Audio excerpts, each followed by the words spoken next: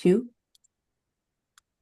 Hello, everybody. Good afternoon, and welcome to our weekly media briefing and public health update with Montgomery County Executive Marc Elrich. I'm Lorna Virgilio, Hispanic Public Information Officer, and joining us today is Dr. Nina Ashford, who is the Chief of Public Health Services for Montgomery County.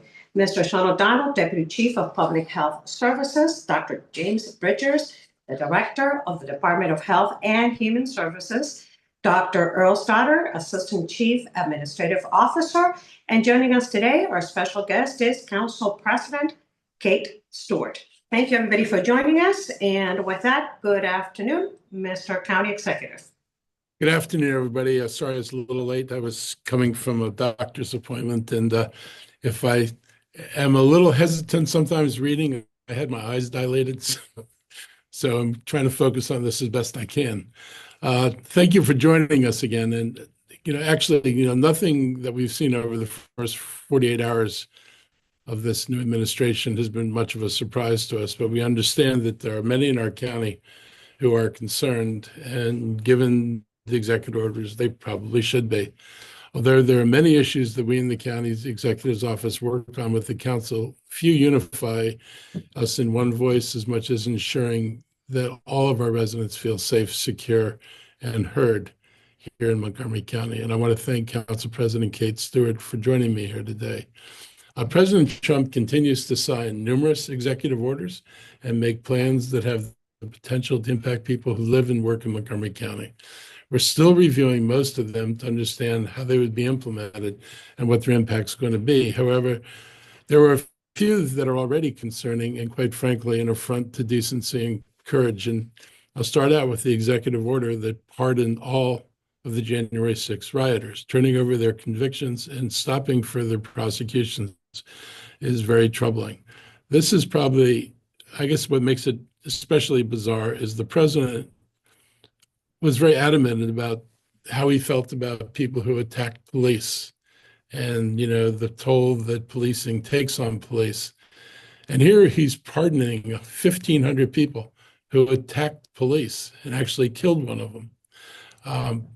This is of no small consequence, and I can assure you, we had police department officers at the Capitol on January 6th, and we continue to have police officers dealing with trauma, physical and emotional, of that day. Pardoning everyone involved in this attempted takeover of democracy, otherwise known as a coup, is a chilling message to send to our law enforcement personnel and others.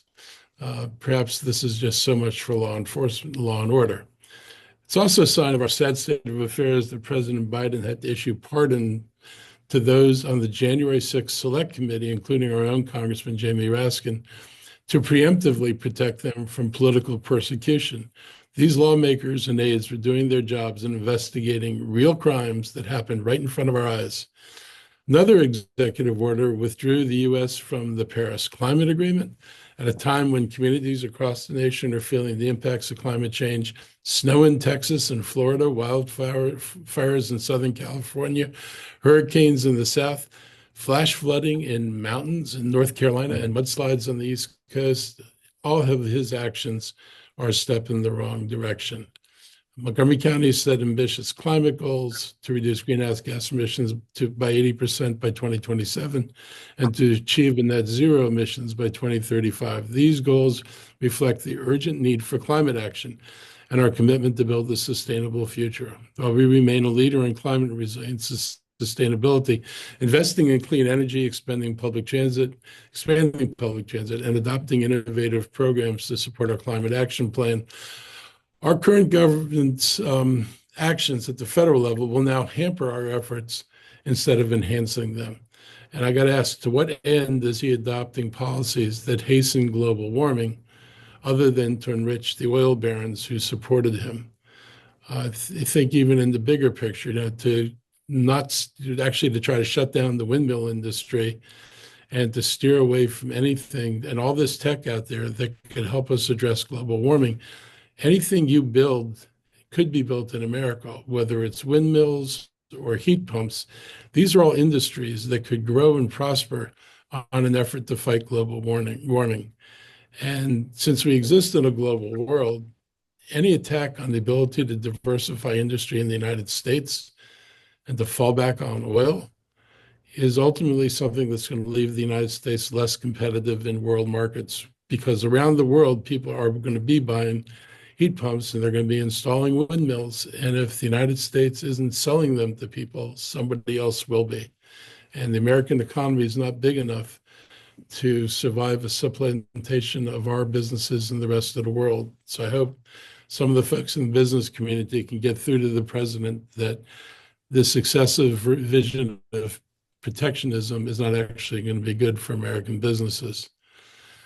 The other thing is, the president's actions to demonize immigrants are not simply mean-spirited, it's also counterproductive, often for the same reasons. Our immigrant neighbors are a vital fabric of our community and economy.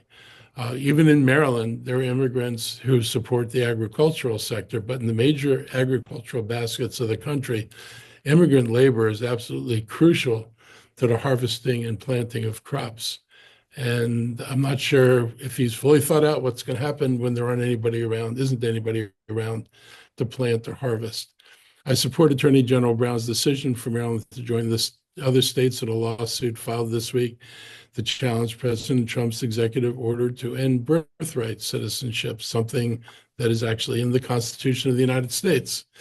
We're also hearing from our LGBTQ plus community who are outraged and concerned about the executive order to dismantle legal and social recognition of transgender people. Last year, I was proud to support the General Assembly's Trans Shield Act, legislation that was co-sponsored by Delegate David Moon and the majority of the House delegation, that ensured that those states that ban gender-affirming care can't use private health records against transgender Marylanders and their physicians. It's sad and scary that this community, which is already suffering from high suicide rates and is often alienated from their own families, is now being victimized by its own federal government. New orders would also effectively shut down an array of programs and practices aimed at reversing decades of systemic inequities and discriminatory practices that have disproportionately affected Black Americans. I think it was this morning that anybody working in the diversity, equity, and inclusion programs in the federal government have all been placed on paid leave, pending, I'm sure, another way of resolving their employment in the federal government, because he's made it clear all those programs no longer exist. As I mentioned to the crowd that gathered at Strathmore during our county's MLK Day celebration, this county is not going to waver in our commitment to diversion, equity, and inclusion. And at the core, these guys want to pretend that slavery never happened, or sometimes in the case of Ron DeSantis, that slavery was actually good for people. I will now turn this over to County Council President Kate Stewart, who's come in at a great time in the world to become the president of Montgomery County Council. But thank you for being here today. And after she's finished, we'll take questions from you guys. Thank you.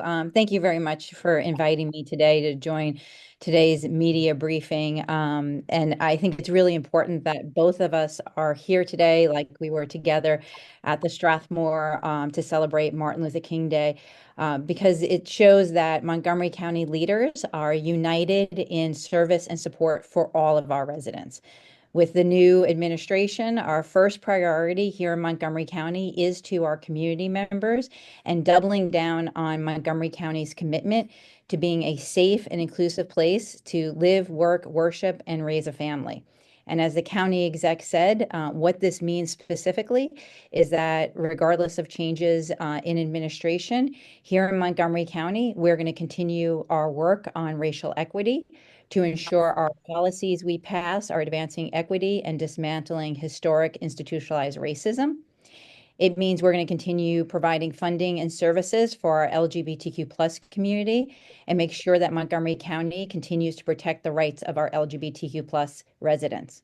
We will continue to work with, protect, and serve immigrants as we do all our residents. We will assist those in the federal workforce who call Montgomery home, and we will make sure that pregnant individuals continue to have access to the best reproductive care and control over their health care decisions. It is our intent to mitigate any potential harm by maintaining and providing local county services. And the first step of that is making sure our residents are informed. And we did that together in early December when we held the resource fair to make sure that residents are aware of what is available here in Montgomery County and where they can turn for assistance. We need to make sure that our residents know their rights, because that's a key component to battling misinformation. And we know we have a resource here in Montgomery County working with our local nonprofits who provide that training. We're going to come up on budget season very soon here in Montgomery County, and making sure that have our safety net services and the resources necessary to support all of our community is going to be front and center in our conversations. Here in Montgomery County, we remain steadfast in our commitment to support our residents and will continue to lift up values of inclusion, connection, and compassion across our diverse community.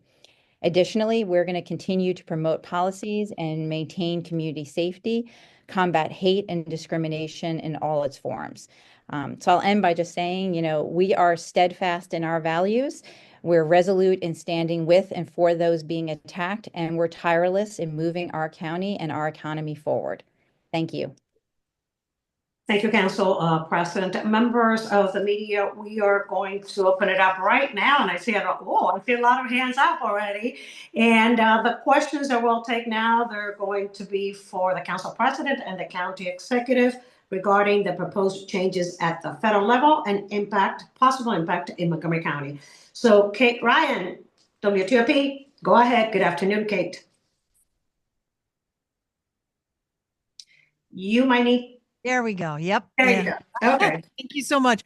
I had a question for both the county executive and the council president and I've already contacted the schools on this.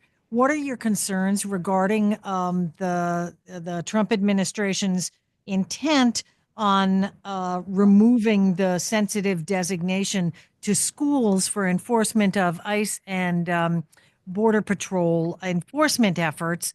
And what are the legal strictures on that? Because schools, I know, are a state entity. Where does that stand? And are you in touch with police on whether they would take part in this? Because it seems very complicated. Well, at one level, our police don't do federal enforcement. So then whatever enforcement is going to be done is going to be done by the federal government. We are trying to get some clarity on some of these issues.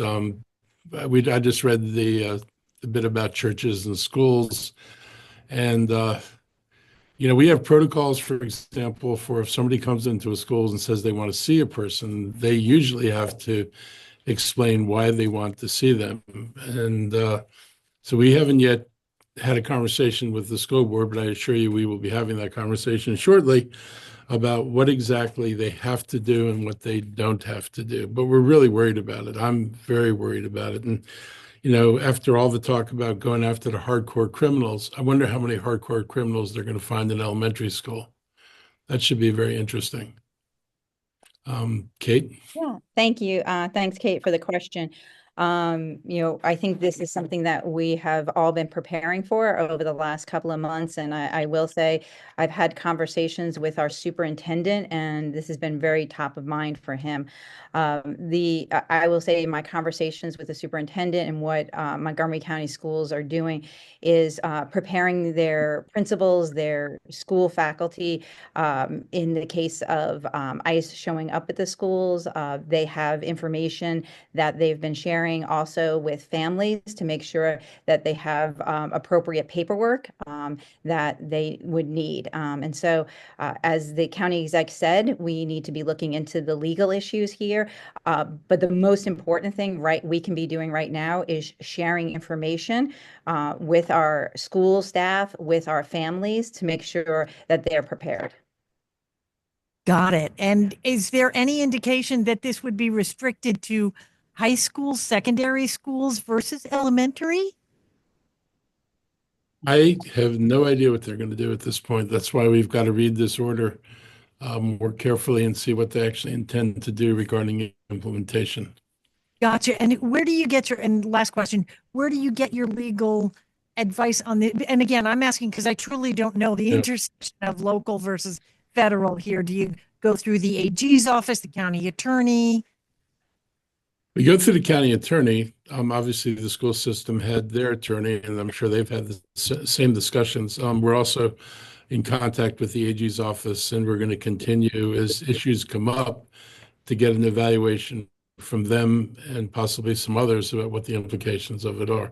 I think the clearest thing, particularly out of something that the Fed sent out yesterday, was this idea that we, the county government can't interfere in anything.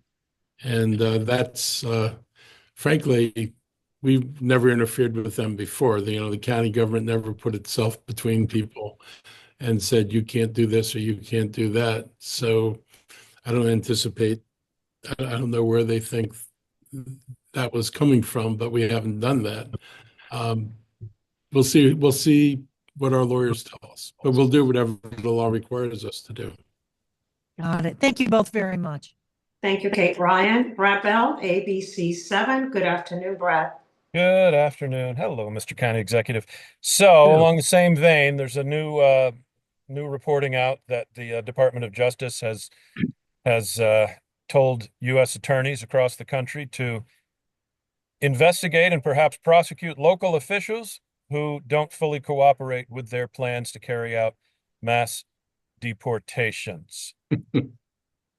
Well, so I mean, what the question would be then, what is your reaction to that notion? I mean, you've already gotten that letter, right? Supposedly that from the organization that said, "Hey, we're watching you guys," and now here's apparently an explicit, if not implied, threat that they're going to come after you if you don't fully cooperate, however they define cooperating.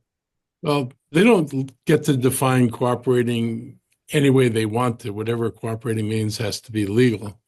But we will get an opinion about what orders are legal and what we comply with, but we certainly don't see ourselves. And, I've made it clear to, the immigrants I've talked to that the county's not going to be able to stand between the police, federal police and ICE agents. If they come here, we don't have the ability to do that. That would surely be interference in the carrying out of an executive order. So I don't see that happening. So this particular nuance of their argument may never come to pass. Mm-hmm. Yeah, I would just add, Brett, that, as local officials, we're responsible for upholding the rights of our residents and also maintaining our own local authority. And so that means, as the county exec has said, getting the legal advice on this.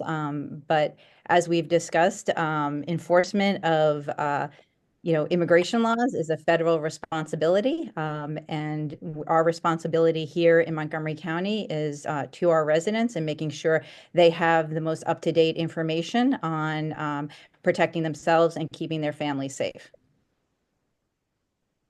Thank you. Thank you both. Good luck. Thank you, Brad. Gina Bixby, Local 360. Hi, Lorna. Hi. Well, Brad and Kate stole some of my questions, but I do have a follow-up for both of you, and kind of related. I'm going to bring another topic into this. So both of you have spoken a bit about making sure people know their rights, both in the immigrant community and in the LGBTQ community. Are there any specific plans of, I know it's the bad word, but funding or any other increased programming? I know last budget session, it was a real point of contention with some of the LGBTQ organizations that they weren't getting as much funding as they'd like, and that they were being relied on for a lot of services. So with both of these groups, and also understanding that these groups can intersect, is there going to be an increased effort to make sure to meet people where they are and make sure that they are aware of their rights and aware of services? And I know I've talked a little bit to the council president about this in the past, but if both of you have any information just in light of the executive orders this week. I don't see the executive orders changing what we're going to do. We've got programs out there at multiple levels. like everybody else in the state, we will work hard to fund as much as we can. We're still not quite sure where we're going to be on revenues. No matter how much we want to do things, sometimes revenues ultimately are a limiter of what you decide to do. But the county's been able to do a lot in the past, and I anticipate we're going to continue to do a lot now. But I'm not sure what additionally you provide, particularly in the case of the immigrants, if we can't, like, for example, we can't provide shelter and say this is safe shelter. That would be a violation of the federal order immediately. So there's very limited things we can do. We've got clothing programs, we've got food programs, we've got access to health care. Those things I expect to continue. Where would be the best place if folks are reading what I'm putting out? You're talking about a lot of these programs. How can they access these programs? Where's the best place to kind of find this information within the county? So sorry, just to jump in on the county executive, we set up on the council website after the resource fair a page that folks can go to access many of the resources that were at the fair. And we're also linking to the Montgomery County Public Schools has a great deal of information up on their website as well. But Jeannie, also to answer your question as well, I think the county has had a history and a reputation, as we've seen when things are endangering our residents, of stepping in. We did this after the Supreme Court Dobbs decision. We did this with setting up the security grants for our religious institutions and others that may be targets of hate and discrimination. So I think right now, as we're digesting these executive orders and the impact they'll have on our community, we need to be in constant contact with members of our community and the nonprofits who serve them.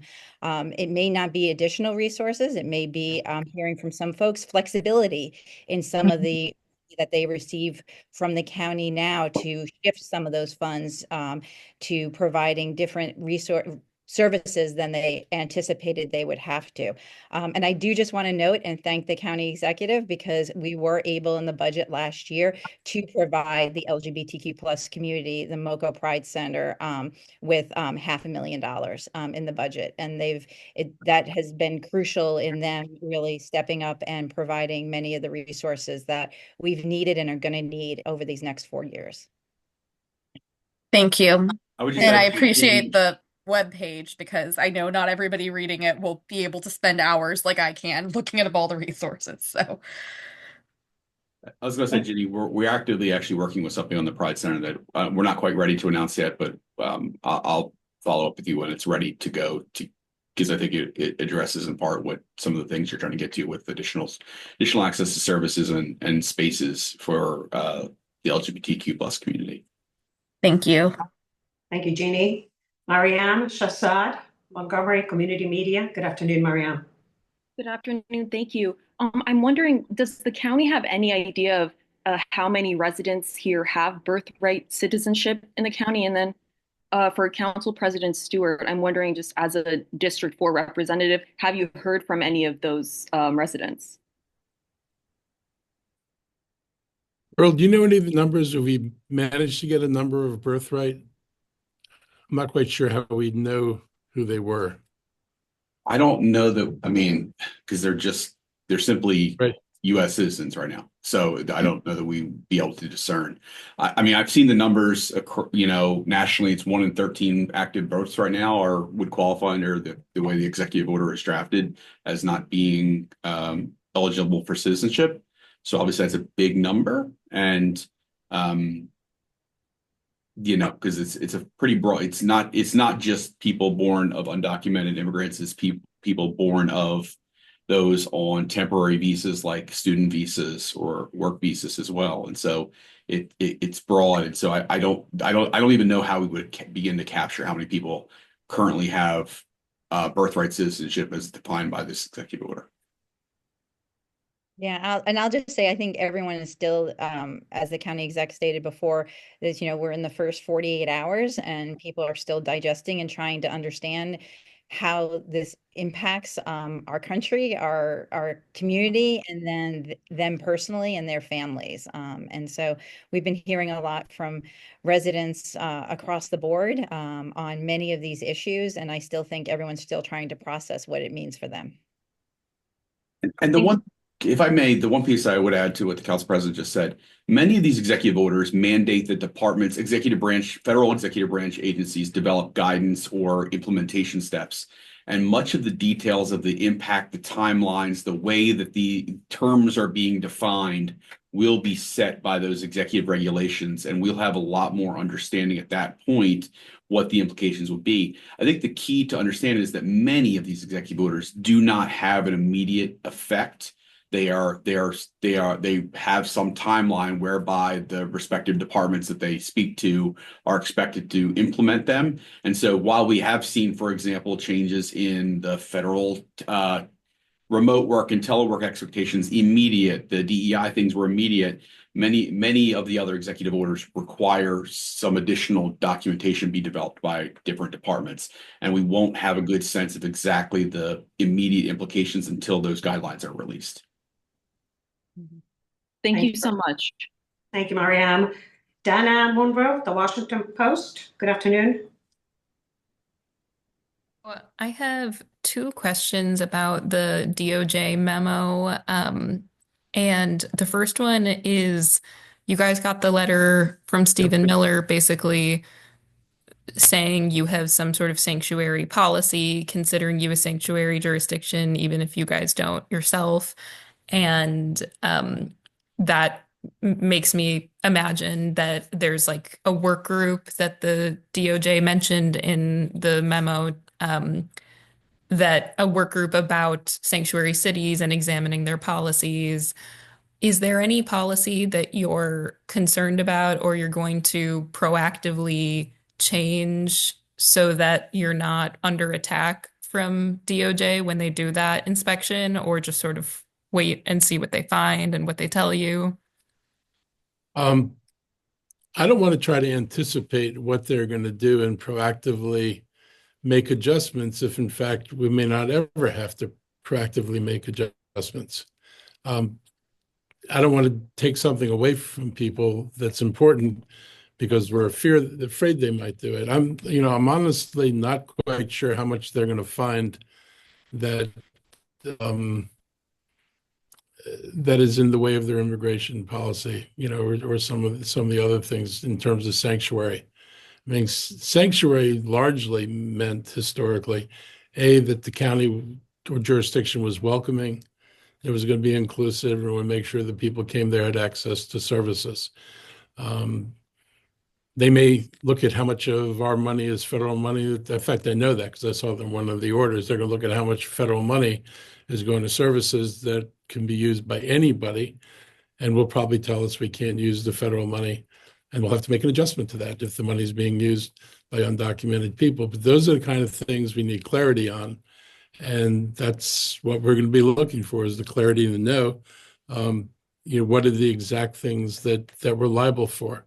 And probably the jail policy, which frankly, Montgomery County is not a sanctuary city. And if you even ask our friends in the immigrant community who wanted us to have little stronger policies, our policies never, crossed the border of sanctuary. So we were turning over violent criminals when we had them. And if that's all they wanted to do was go after people who committed violent crimes, I don't think we'd have a lot of debate about it. Mm-hmm. But there's a whole lot of debate over going after, a minor shoplifting, particularly. I mean, I refer to them as Jean Valjean crimes. I don't know if anybody's old enough to have read the book, but here's somebody who stole a loaf of bread because he needed to feed his family. I mean, those things, I'm not interested in. Most other people, and frankly, ICE officials told us they weren't interested in that. They were interested in people who they saw as violent or drug traffickers or otherwise posing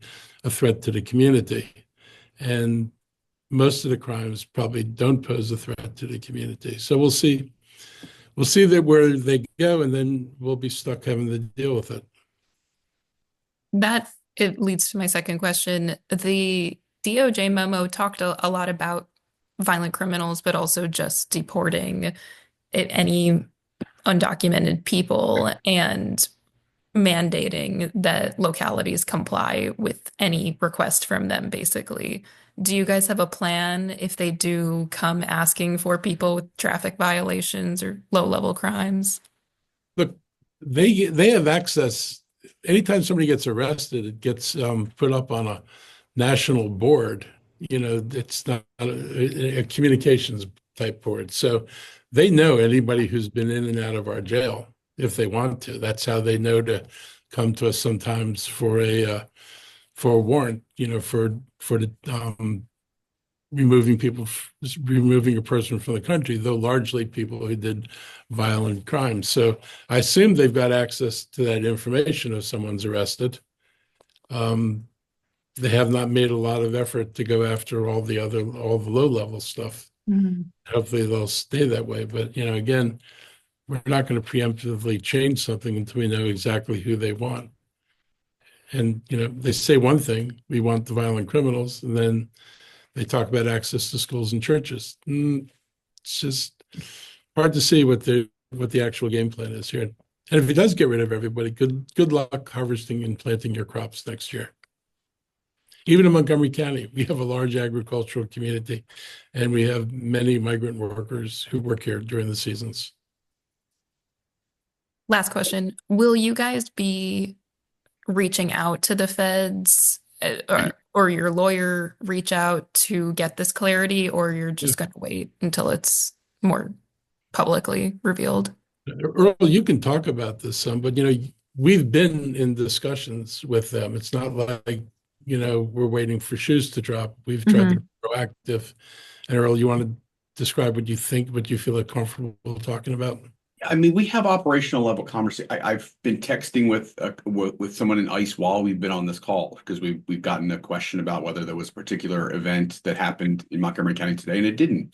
And so we have operational conversations with ICE are you guys doing an activity here? We got to, just those kinds of rumor mill conversations. And so we have an interaction with them. And as the county executive alluded to, where there is alignment is around addressing these real threats to public safety and addressing violent crime, for example. And so we'll have conversations with them that are around those. Much of these conversations, though, are not happening at the operational level that we work with at ICE. They're happening at the central office, and we'll be waiting for guidance to be issued from the central office, and then it'll be disseminated through all the regional offices, and we'll have a better sense of what the implications are, both in Maryland but across the country. And then the other thing, obviously, we'll be reacting to is if they do particular operational activities, not in Maryland or anywhere across the country, because then we'll understand about a lot more about what the possibilities that we could face in Montgomery County. And so, it's one of those things where we're trying to get, a lot of what has been released so far are high level policy pronouncements that they're not fully operational until till the department itself develops some of these operational guidelines, and we have a better understanding of what the rules of the road are, the expectations, what we'll be asked to do. But I think that's sort of where we're at now, is we're kind of taking this day by day until additional hard information is released, so we have a better understanding of what the expectations are, and then it'll be up to the county executive and the elected officials to determine what our policy is going to be with regard to those changing expectations. Thanks. That's super helpful. Thank you, Dana. Members of the media, any additional questions I see Tom Fitzgerald, Fox 5DC. Good afternoon, Tom. Go ahead. Thank you. Appreciate you doing the call today. There were just two thoughtful questions on the DOJ memo. So let me ask you a less thoughtful question. Okay. Are you worried about Donald Trump trying to put you in jail? No. Why not? Because we haven't done anything that violates federal law. Even our jail policy is, a policy based on a ruling from the Attorney General from Maryland. So we stay within the law. We have not ever what they call harboring. In my mind, harboring is opening the door to your house and hiding somebody in it. We don't take people and hide them anywhere. They know where the homeless shelters are. They know where the schools are. They know where training where people do job training. They know all this stuff. So we're not harboring anybody. Nobody's sequestered and hidden from them. But given the proximity of Montgomery County to Washington, D.C., Republicans have liked to point to the District of Columbia and its Democratic majority government. Are you concerned at all, or you got the message from them that you're on their radar screen on this stuff? Because it does seem like the administration has liked to go around and find Democratic local governments and hold them up as examples. Well, I think they're having a hard time holding us up as an example because our policies have always been tempered somewhat. Like I said, we actually worked with them on our jail policy, and they were largely happy with, the kind of agreement we had because they weren't interested in everybody. They were interested in a certain group of people. And we've been able to have, constructive conversations around that. And the rest of the stuff we do doesn't violate any law. It just reflects the values of this community. And they may not like it, and they may cut off federal funds, which I think, in the sense of being targeted, I absolutely think we're likely to get targeted by having our funds cut off. That is, I think, for sure something I cannot protect against. But we're not as dependent as some other jurisdictions are, and we'll have to. If the funds go away, the funds will go away. It'll have consequences. We'll either be able to replace them or not replace them. But we can do a lot of things that we're not going to be able to do with federal funds. So, I mean, we can do DEI stuff and teach it, and we can talk about it, and we can apply it in the work we do. We can do that all day long. I just can't use any federal money to do it. But when Tom Holman, this border czar, says that he's going to put local officials in jail who stand in their way, you see that as an empty threat? No, I don't want to say empty threat. We just have never stood in their way. I mean, I think we've tried to say this multiple different ways on this call. We are not putting our police or our people between ICE agents and the people they're coming for. It wouldn't work. Everybody would be arrested immediately, and they would go ahead and do what they were going to do anyway. I don't, it's like you don't pick a fight with somebody you can't beat up. And we certainly can't do that. So I'm going to do whatever we can do. We're collectively can do whatever we can do to keep people safe. That's what we're going to try to do. But you will not find us standing between them and the people that if they actually try to take people. That's not something we can do. Yeah, and I'll just add, I was the last time we had a Trump administration, I was the mayor in the city of Tacoma Park, and as the county exec said at that time, we were also threatened and looked at the funding that we were getting at the federal level, and our community rallied here in the city of Tacoma Park and in Montgomery County to make sure that we were able to continue services to individuals who needed them in the community. And I expect the same thing will happen again if we lose federal funding. Well, ICE had previously said that Montgomery County was not honoring detainers or informing ICE of individuals that were being released who had detainers on them. Has that been resolved, or are we going to see a restart of that dispute in the future? We'll see what they say. Gotcha.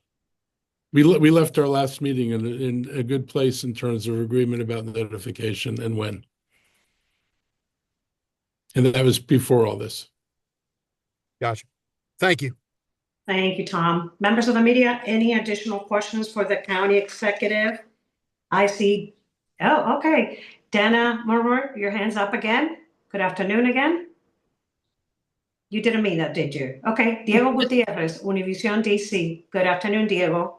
Good afternoon. More than a question is just if you two both can send a message for the Hispanic community in this moment.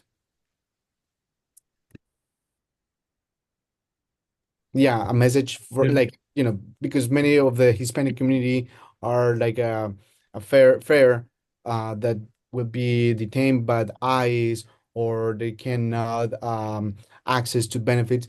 Could you send a message for them to say that something's gonna be okay, maybe that there is nothing that they cannot go out to the streets and will be detained? Because, for example, we received so many messages between yesterday and today and say that if they will pass a red light, they will be arrested, they will be separated from the families.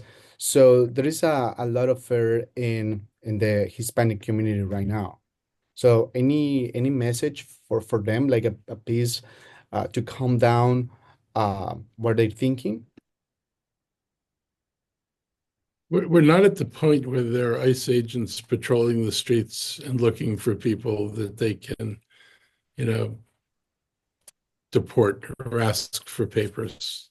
I'm pretty sure you can go to a grocery store and, carry out much of your normal life. What we can't control is what happens when they decide, if they decide to go after lower level people. They will have to use the information they have and they'll make the decisions they're going to make. And the county's not going to be able to stop that. And I don't want to tell people that the county is going to be there the bar of the way, because we can't. What we can do is make sure that if we've got health programs that are running now, you can go and get health care. If we have food programs, you can go and get food. Those things you can do.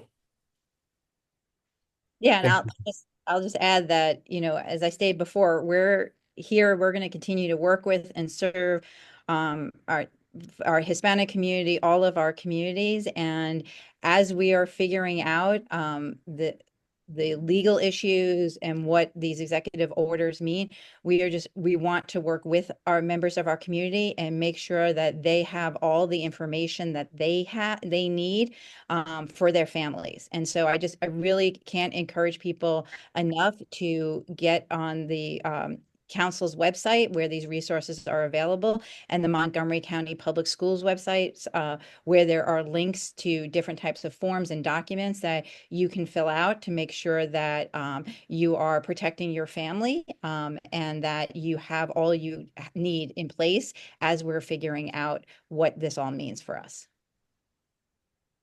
Thank you. Thank you, Diego. Dana Monroy, I see your hand up again. Yes, just a quick last question. Sort of related, but not. The U visa legislation that's going through, do we know how many people in the county have U visas? Do you know, Dr. Stoddard? I don't know off the top of my head, but I think that's something we could find out. I'd have to look it up. Thank you so much. Thank you. Oh, I see Judy Perth with the Greater Olney News has a question. Good afternoon, Judy. Oh, thank you. Mine is sort of a follow-up of Diego's question, and that is, I'm getting emails and texts and calls from people who are saying, we're doomed, we're in trouble, et cetera, et cetera. Who needs to be afraid? Should anybody in Montgomery County be afraid of anything, either the federal workers, the citizenship, people worried about their citizenship, anything? You've done a very nice job laying out the systematic direction that you all are taking, but does anyone need to be afraid of anything? Look, to be honest, I mean, if I were an immigrant from the countries that they're focusing on, I would be afraid, because they're not going to give us advance warning and say, oh, by the way, we're coming tomorrow. These will be raids meant to catch people who aren't prepared. So if they do that and you see it start happening, I would worry. I don't know any other way to say it. I mean, there's no way to stop them. There's no way to stop them from doing that if that's the path they go down. For, our federal employees, I feel really bad. The fact that all these people in the DEI field, are now like on furlough until probably they're eliminated. I think 1,000 federal appointees were eliminated yesterday. I guess these are people who are qualified as political appointees, and he has the right to fire them and replace them. So I worry about things like that. That'll destabilize your income and your ability to, be financially solvent, which would not be good for anybody. And some of the other stuff is, just a, removal of federal protections, but it doesn't mean that we don't have protections, in our own county or in the state of Maryland. Abortion is an example. We just, codified that into the Constitution. So there's trans legislation that's passed in Maryland that applies to Maryland residents, that would, not, I don't think, be subject to the feds attacking people because, we haven't done anything that violates the Constitution, and their law applies to their policy. So I'd worry if I'm in particular classes, but I don't think, I don't know what to say about things in general, except for worrying about our neighbors. We should worry about that. Yeah. And Judy, I would, I appreciate your question. I think as we're entering this time, I'm holding on to a number of different things. And I think there was a quote from Nelson Mandela that said, "I learned that courage was not the absence of fear, but the triumph over it." Almost it would be hard not to be fearful. And that has been the case since the election, because of the rhetoric that's being used to stoke fear and divisiveness. And what we need to do is come together as a community and in the ways that we can support each other and make sure that we have in place the services for our residents. And so we can feel fear, and I know folks are. I mean, personally, I have family and friends, and this is a time that is very trying for all of us. But we can't let that fear stop us from being there for each other, for standing up for each other, for making sure that people have their basic needs met, and getting through this time together. Thank you. Thank you, Council President. Members of the media, any additional questions for the Council President or the County Executive regarding this topic this afternoon? No more questions about this? Council President, thank you for joining us today. We know that you might have to depart. Thank you for being here for about an hour or so. Thank you. Thank you very much. Kate, thank you very much. I think it's important that people recognize that, the county, regardless of which side of the government we sit on, we have a lot of shared values that we're going to continue to pursue. Yes. So Thank you. thank you. Speaking of shared values, this weekend, I'm going to be joining you at our 45th annual Women's Legislative Briefing organized by Montgomery County Commission for Women. And we're going to be joined by Senator Van Hollen, Lieutenant Governor Miller, and Comptroller Learman to talk to leaders from our county and around the state about issues facing women and the legislative work ahead of us at both the state and local level and the federal level as well. Not only is this an important anniversary for this event, it's an important time for this gathering, and I hope you'll consider attending and covering the event. Tomorrow, I'm going to join county leaders, families and friends of Lieutenant Christopher Higgins in paying tribute to a hero. As many of you know, he was a 23-year volunteer member of the Montgomery County Fire and Rescue Service who died this month answering a call for help. The public is invited to the Lighthouse Church in Glen Burnie for a public ceremony. Fire personnel from far and wide will also be there, and information about this service will be available on MCFRS blog site. Those lucky enough to know Chris had the utmost respect for him. He was a mentor and a role model and a firefighter who could have climbed the career ladder, but he chose not to. He actually preferred to remain a master firefighter because he enjoyed his role. Last week, he was posthumously elevated to the rank of lieutenant. I didn't mean to say volunteer before. He was actually a career firefighter. And our community will join his loved ones in continuing to mourn his loss. So I'll be going to a funeral tomorrow. Next Wednesday evening, January 29th, more than 150 volunteers will help Montgomery County with a point in time count for individuals and families experiencing homelessness. The count will identify people staying at our shelters, residing on our streets and cars and outdoors. We know that the majority of people counted do have some shelter, however inadequate it might be, but they're not often out in these dangerously cold temperatures. But if they are unsheltered, and you should come across someone who's unsheltered, we encourage them to take advantage of our emergency shelters. Over the last 3 years, we've seen a 70% increase in homelessness and a steep rise in families in need of help. Several factors are to blame. Those include rising rents unjustified by inflation and the ending of pandemic-era rental assistance. We strive to make homelessness a one-time occurrence when someone experiences it. Montgomery County is fortunate to have a compassionate leadership at all levels, dedicated staff who really care about serving people, and a robust infrastructure that lets us help as many people as we do. Yet, no matter everything we do, we still see people struggling. The information gathered during this count is used at the local levels and federal levels to allocate resources for individuals and households that require assistance with homelessness. So please share this email with those interested in helping us count. The email is hhspit@montgomerycountymd.gov. Anyone experiencing a housing emergency can dial 311 to be connected with our housing stabilization services. On a happy note, during this time of year, many of our communities are preparing for the Lunar New Year on Wednesday, January 29th. The holiday gives us several opportunities to celebrate the heritage, culture, and incredible contributions of our Asian American communities. Montgomery County is proud to be home to 4 of the nation's 10 most diverse cities. And our diversity is not just a statistic, but a testament to our community's inclusivity and welcoming spirit. The last census found more than 160,000 Asian residents in Montgomery County, comprising 16% of our population. They're the second fastest growing community in the county.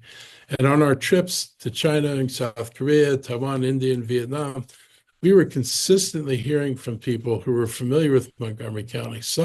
I met people who had graduated from Montgomery College, who were not, American nationals, and others who worked at FDA, worked at NIH, worked at companies. Some of them set up companies. All of them had experiences here in Montgomery County, and we're really helpful. We were addressing broader audiences to talk about their own experiences in the county and why this was a good place to come to.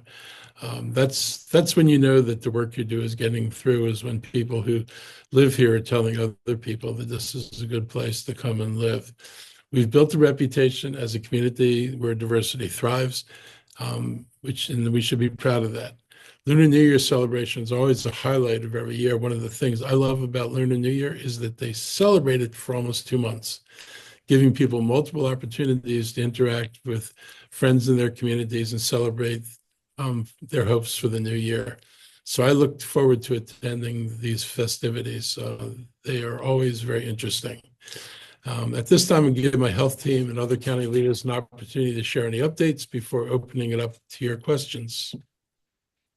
Great. Thank you, Mr. County Executive. So on the respiratory illness front, we are still near the high point for respiratory season, and we continue to recommend source control precautions for people that are symptomatic or trying to avoid exposure, which basically means wear a mask. Especially, we are recommending you wear a mask if you are in a healthcare setting. Also, if folks have not noticed, it is a little cold outside. So we wanted to briefly touch on some winter weather precautions. If you need to go outside, please, we would like to emphasize wearing multiple layers of clothing, including hats and gloves and insulated footwear. If you have the ability, try to limit your outdoor exposure, especially during these extreme cold temperatures. And if you need to be outside, take frequent breaks to try and warm up. Also, a friendly reminder, as it might be colder in our homes as well, please try to avoid using things like stoves or ovens or open flames to heat your homes, and monitor space heaters and make sure that they are at least 3 feet away from flammable items. If you are outside, it is important to recognize hypothermia. So some of those early signs include things like shivering or slurred speech, confusion, or drowsiness. And if you happen to see any of these coming on, it's really important to seek out a warm space and medical attention if it becomes severe. We also want you to prevent frostbite. So that could be numbing or numbness or discoloration, or your skin feeling a little waxy. So again, as I mentioned earlier, trying to cover exposed skin and stay dry, avoid tight clothing that restricts any circulation. So now is a great time to check on the older adults, our elderly neighbors and individuals, make sure that their heating systems are functional. Also, as a reminder, all of our county libraries and rec centers can be used as warming spaces during the day, and our shelters are also open and available. So please stay safe, stay warm out there, and hopefully we have a change in the weather coming in the next couple of days. Thank you. Thank you, Dr. Ashford. The only thing I would add, in keeping consistent with the cold weather hypothermia theme, we have a hypothermia hotline. I remind folks that the number is 240-907-2688. Should you see someone in need, someone who is homeless or displaced, please contact our hypothermia hotline to help those who may be in need. Thank you, Dr. Ashford and Dr. Bridgers. Members of the media, do you have any additional questions for the county executive and health officials this afternoon? Please raise your hand. No more questions? Going once, twice? Well, thank you for joining us. Have a great afternoon. Stay safe, and we'll see you next time. Thank you all. Have a pleasant weekend.